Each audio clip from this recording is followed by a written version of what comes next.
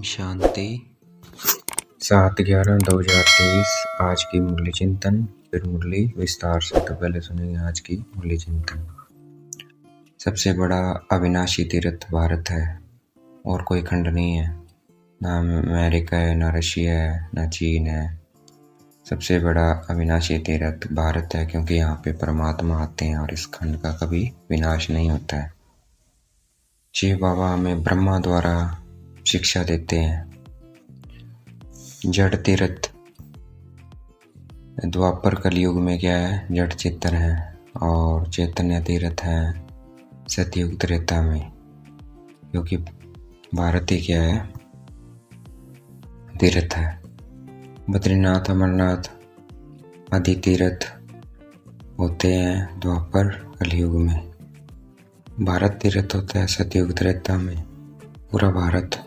अभी तो क्या है, द्वापर कलयुग में अमरनाथ है, बद्रीनाथ है, लेकिन सतयुग त्रेता में तो पूरा भारत ही तीर्थ होता है। इसलिए हम कहीं जाते नहीं है तीर्थों पर। सेवियर है शिव बाबा। परमात्मा को सबसे बड़ी गाली क्या दी है?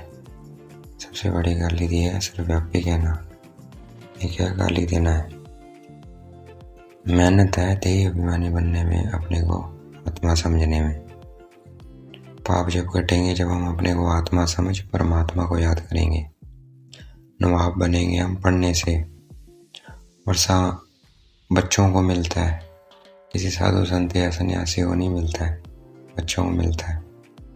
विकार में जा रहे हैं हम रोज। अच्छा मेहनत कर रहे हैं, मेडिटेशन कर रहे हैं, इम्प्रूवमेंट भी हो रहा है, लेकिन वो वापस क्यों आ जाता है? जब हम देह अभिमान में आ जाते हैं तो वो सारे विकार वापस आ जाते हैं।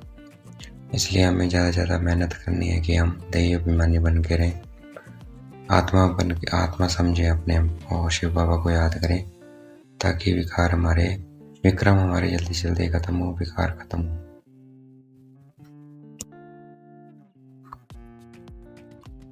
अब मुरली विस्तार से। 7/11/2023 प्रातः मुरली मधुबन। ओम शांति बाप दादा। ओम शांति बाप दादा। मीठे बच्चे, हाँ जी मीठे बाबा, सावधान हो, पढ़ाई पर पूरा ध्यान दो। ऐसे नहीं कि हमारा तो डायरेक्ट शिव बाबा से कनेक्शन है, यह कहना भी देह अभिमान है। प्रश्न है, भारत अविनाशी तीर्थ स्थान है कैसे?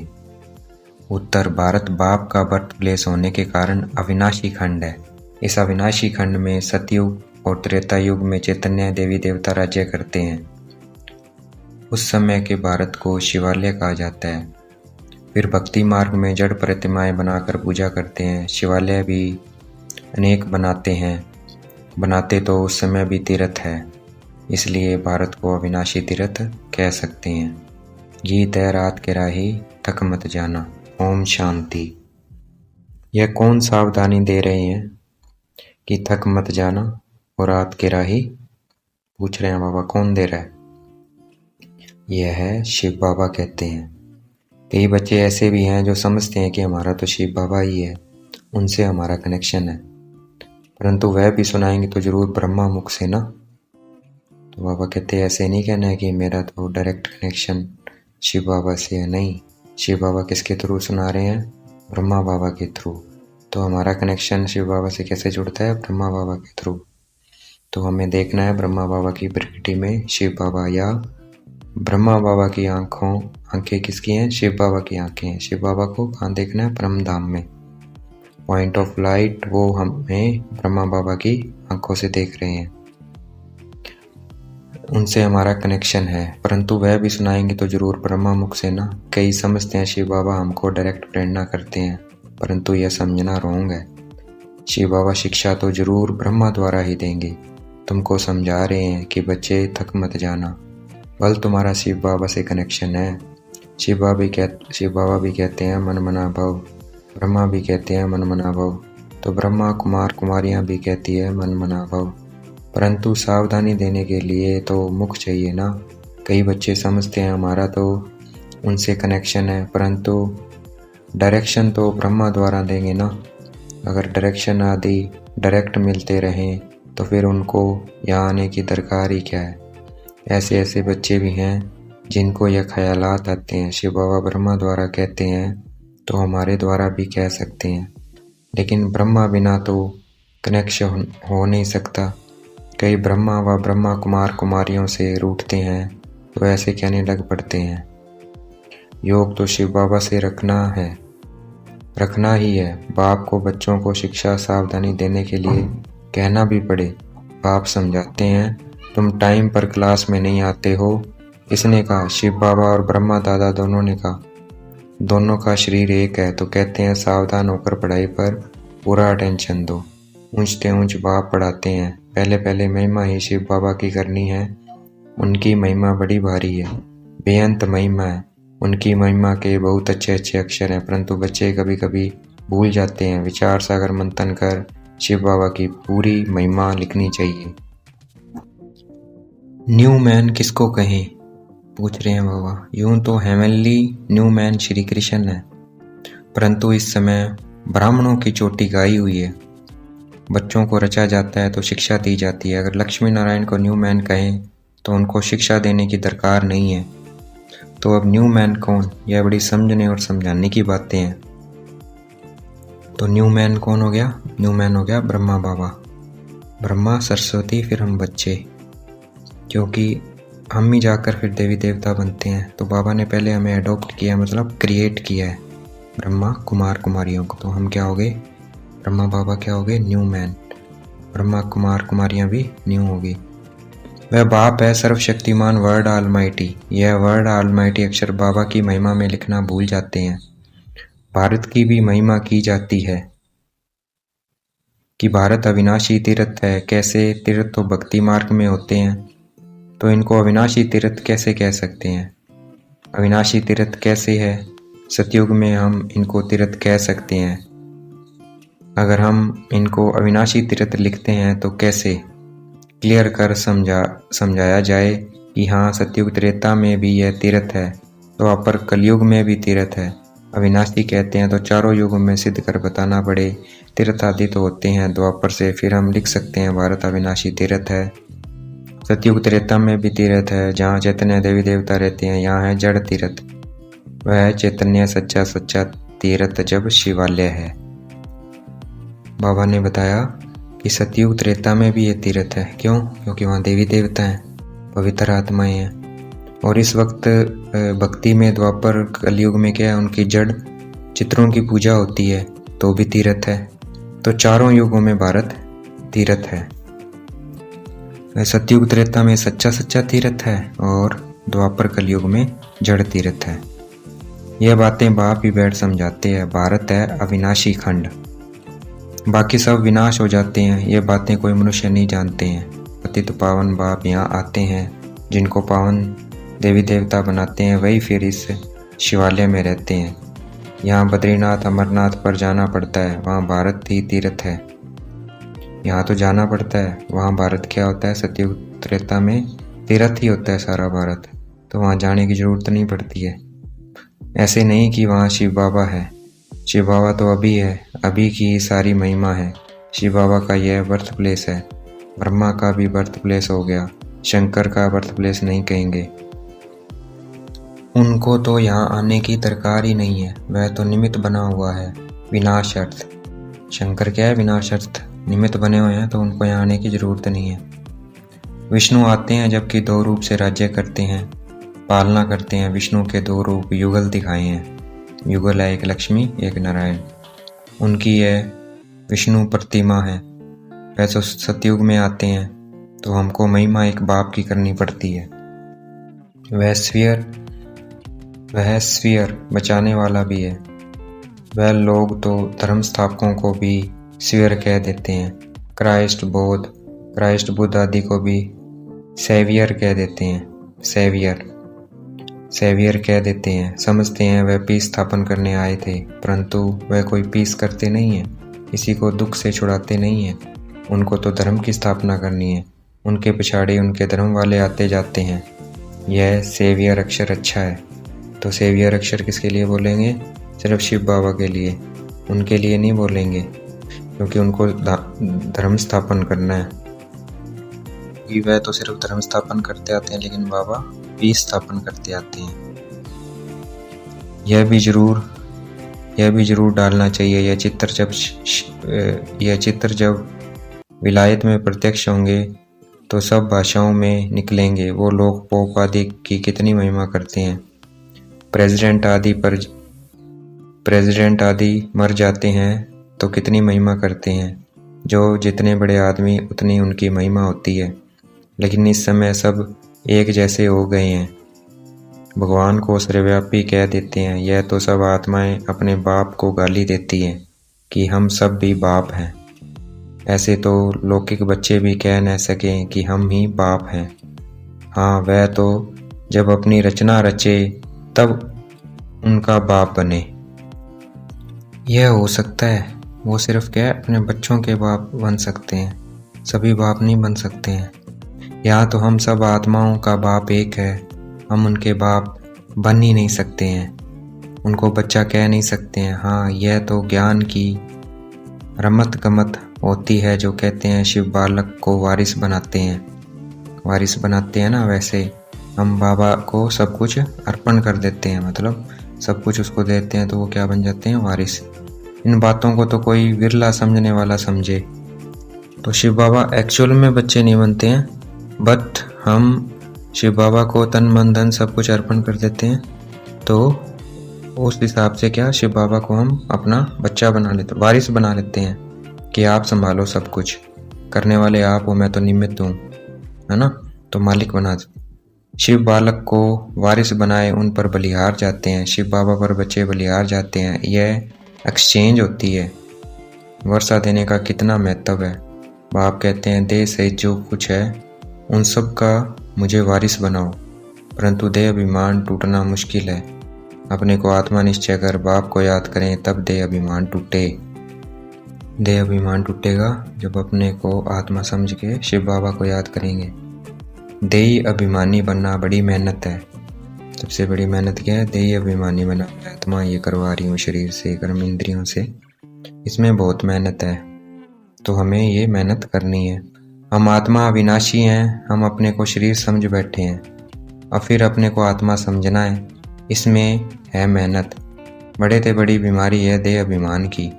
अपने को आत्मा समझ जो परमपिता परमात्मा को याद नहीं करते तो विक्रम नहीं करते हैं। जब तक अपने को आत्मा समझ के शिव बाबा को याद नहीं करेंगे तब तक बाप भस्म नहीं होंगे। बाप समझाते हैं अच्छी रीति पढ़ेंगे लिखेंगे तो होंगे नवाब। श्रीमत पर चलना चाहिए, नहीं तो श्री की दिल पर चढ़ना भी असंभव है। दिल पर चढ़े तब तख्त पर बैठे, बहुत रहम दिल बनना है। मनुष्य बहुत दुखी हैं, देखने में बहुत साहूकार हैं। पोप का देखो कितना मान है। बाप कहते हैं मैं कितना निरंकारी हूँ। वह लोग थोड़ी ऐसे कहेंगे कि मेरे स्वागत में इतना खर्चा न करो। बाबा तो कहाँ जाते हैं तो पहले से ही लिख देते हैं कोई भी भक्का आदि नहीं करना है, स्टेशन पर सबको नहीं आना है क्योंकि हम हैं ही गुप्त। यह भी करने की दरकार नहीं है, कोई जानते थोड़ी हैं कि यह कौन है। तो बाबा कहते वो तो इतना खर्चा करते हैं, है ना, लेकिन मैं बिल्कुल खर्चा नहीं करता हूँ। कहीं आने की ज़रूरत नहीं है, मतलब इकट्ठा होने की ज़रूरत नहीं है। मैं तो गुप्त हूँ। स्टेशन आदि पर आने जब बाबा आते थे, ब्रह्मा बाबा कहीं जाते थे तो स्टेशन पर कहते थे कि इतने सारे मत आओ, क्योंकि परमात्मा शिव बाबा क्या है, गुप्त है, वो तो गुप्त आता है, तो इसलिए भक्का आदि करने की ज़रूरत नहीं है। कोई जानते थोड़ी हैं कि यह कौन है, और सभी को जानते हैं, शिव बाबा को बिल्कुल नहीं जानते। तो गुप्त रहना अच्छा है, जितना निरंकारी उतना अच्छा है ना। बाबा कहते गुप्त रहना चाहिए क्योंकि मैं पॉइंट ऑफ लाइट हूँ, मेरे को कोई नहीं जानता है, इसलिए मुझे उतना ही गुप्त रहना अच्छा है। जितना निरंकारी उतना अच्छा है। तुम्हारी नॉलेज ही है चुप रहने की। बाप की बैठ महिमा करनी है, उनसे ही समझ जाएंगे बाप अतित पावन सर्वशक्तिवान है। बाप से ही वर्षा मिलता है, यह बच्चों के सिवाय और कोई कह न सके। तुम कहेंगे शिव बाबा से हमको नई दुनिया का वर्षा मिल रहा है, चित्र भी है। इन देवताओं जैसा हम बनते हैं। शिव बाबा हमको ब्रह्मा द्वारा वर्षा दे रहे हैं, इसलिए शिव बाबा की महिमा करते हैं। एम ऑब्जेक्ट कितना क्लियर है, देने वाला वह है, ब्रह्मा द्वारा सिखलाते हैं। चित्रों पर समझाना है। शिव बाबा के चित्र भी कितने बनाए हैं। बाप आकर पतित से पावन बनाए, सबको मुक्ति जीवन मुक्ति में ले जाते हैं। चित्रों में भी क्लियर है, इसलिए बाबा जोर दे रहे हैं कि यह सबको दो तो वहाँ ले जाकर पढ़ेंगे। यहाँ से चीज़ ले जाते हैं, वहाँ जाकर डेकोरेट कर रखते हैं। यह तो बहुत अच्छी चीज़ है। कपड़े के पर्दे तो बहुत काम की चीज़ है। इन चित्रों में भी करेक्शन होती रहती है। सेवियर अक्षर भी ज़रूरी है, और कोई न सेवियर है न पतित पावन है। भल पावन आत्माएं आती है, परंतु वह कोई सबको पावन थोड़ी बनाती है। उनके धर्म वालों को तो नीचे पार्ट में आना है। यह पॉइंट्स है। सेंसुअल बच्चे जो हैं वही धारण करते हैं। तो बाबा कहते हैं उनका तो पार्ट है, वो धर्म स्थापन करके फिर उनको जन्म लेना है। लेकिन मैं वैसे नहीं करता हूँ। मैं आकर देवी देवता धर्म स्थापन करता हूँ और शांति स्थापन करता हूँ और फिर चला जाता हूँ। फिर पार्ट में नहीं आता हूँ। बट बाकी धर्मात्माएं धर्म स्थापन करती है, फिर पार्ट में आती है, फिर वो पावन से पतित बन जाती है धीरे धीरे। श्रीमत पर पूरा चलते नहीं है तो पढ़ते नहीं है, फिर फेल हो जाते हैं। स्कूल में मैनर्स भी देखे जाते हैं। इनकी चलन कैसी है, देह अभिमान से सब विकार आ जाते हैं। वे धारणा कुछ भी नहीं होती है। आज्ञाकारी बच्चों को ही बाप प्यार भी करेंगे। तो बाबा कहते हैं देह अभिमान आएगा ना, जैसे आप प्रैक्टिस कर रहे हो आत्म अभिमानी की, देह अभिमानी की, और धीरे धीरे लग भी रहा है कि विकार जा रहे हैं। लेकिन फिर अगर हम देहभान में आ गए तो विकार वो वापस आ जाएंगे। पुरुषार्थ बहुत करना है, किसी को भी समझाना है तो पहले बाप की महिमा करनी है। बाप से वर्षा कैसे मिलता है, बाप की महिमा पूरी लिखनी है। चित्रों को तो बदली नहीं कर सकते हैं, बाकी शिक्षा तो पूरी लिखनी पड़े। बाप की महिमा अलग है। बाप से श्री कृष्ण को वर्षा मिला तो उनकी महिमा अलग है। भगवान कह रहे हैं, शिव बाबा कह रहे हैं कि शिव बाबा की महिमा अलग है और श्री कृष्ण की अलग है। श्री कृष्ण को वर्षा मिला श्री कृष्ण के पिता से। श्री कृष्ण के पिता कौन है? शिव बाबा है। शिव बाबा अगर उनको ये वर्षा देते हैं तो दोनों की महिमा अलग है। वो भगवान की महिमा है और इधर श्री कृष्ण देवता की महिमा है।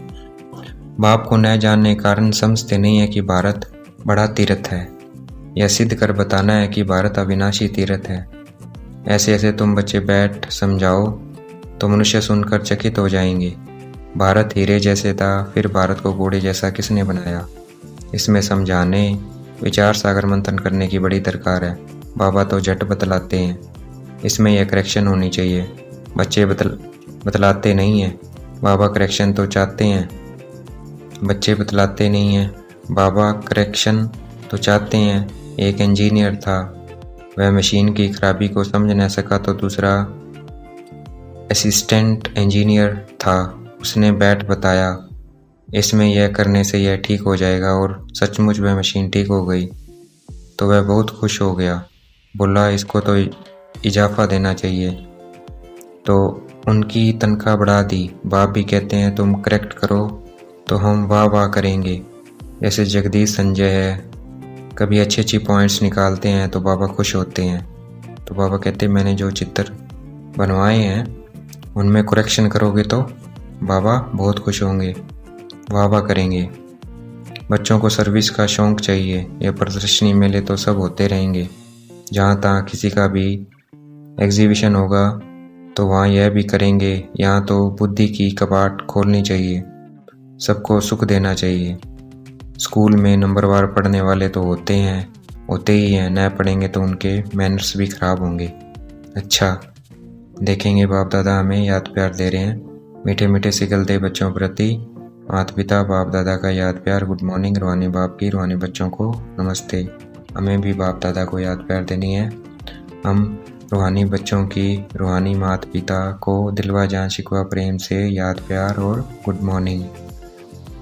धारणा के लिए मुख्य सार, किसी से भी रूठ कर पढ़ाई नहीं छोड़नी है। देव विमान छोड़ समय पर रहम करना है। बाप समान निरंकारी बनना है। अच्छे मैनर्स धारण करने हैं। सबको सुख देना है। आज्ञाकारी होकर रहना है। आज का वरदान है समेटने की शक्ति द्वारा देखने हैं, बाप दादा ने मस्तक पे हाथ रखा और वरदान दे रहे हैं। समेटने की शक्ति द्वारा सेकंड में फुल स्टॉप लगाने वाले नष्टो मोहा स्मृति स्वरूप भाव। वरदान मिल गया हमें, नष्टो मोहा स्मृति स्वरूप। अब ये धारण कैसे होगा? समेटने की शक्ति थे, समेटने की शक्ति का से इसका अभ्यास करेंगे बार बार। सेकंड में सब कुछ भूल के एकदम रुक जाना है और शिव बाबा को याद करने लग जाना है। एक मेरा तो शिव बाबा, तो कुछ भी चीज़ याद ना आए। जब ऐसा अभ्यास करेंगे तब नष्टो मोहा स्मृति स्वरूप बनेंगे। तो वरदान मिल गया है, बस इसे धारण करना है इसका बार बार अभ्यास करके। लास्ट में इसकी व्याख्या है वरदान की। लास्ट में फाइनल पेपर का क्वेश्चन होगा, सेकंड में फुल स्टॉप। लास्ट में पेपर क्या आएगा? सेकंड में फुल स्टॉप। एकदम कुछ होएगा तो हमें वहीं बाबा की याद में खड़े हो जाना है, या जहाँ भी हैं हम बाबा की याद में चले जाना है उसी वक्त। और कुछ भी याद ना आए, बस बाप और मैं, तीसरा कोई बात नहीं। सेकंड में मेरा बाबा, दूसरा ना कोई। यह सोचने भी समय लगता है, लेकिन टिक जाए, हिले नहीं। क्यों, क्या का कोई क्वेश्चन उत्पन्न न हो जब नष्टों स्मृति स्वरूप बन गए। इसलिए अभ्यास करो, जब चाहे विस्तार में आए और जब चाहे समेट लें। ब्रेक पावरफुल हो तो ये अभ्यास करना है, जब विस्तार में, जब समेट लो। आज का स्लोगन है, जिसे सम्मान का अभिमान नहीं है वही सदा निर्माण है। जिसे अभिमान नहीं है सम्मान का, मैं मास्टर सर्वशक्तिमान आत्मा हूँ, इसका अभिमान नहीं करना है। वही क्या है? सदा निर्माण है। तो हमें सम्मान का अभ्यास करना है, लेकिन अभिमान नहीं लेके आना है। अच्छा, ओम शांति। शुक्रिया मीठे बाबा, शुक्रिया।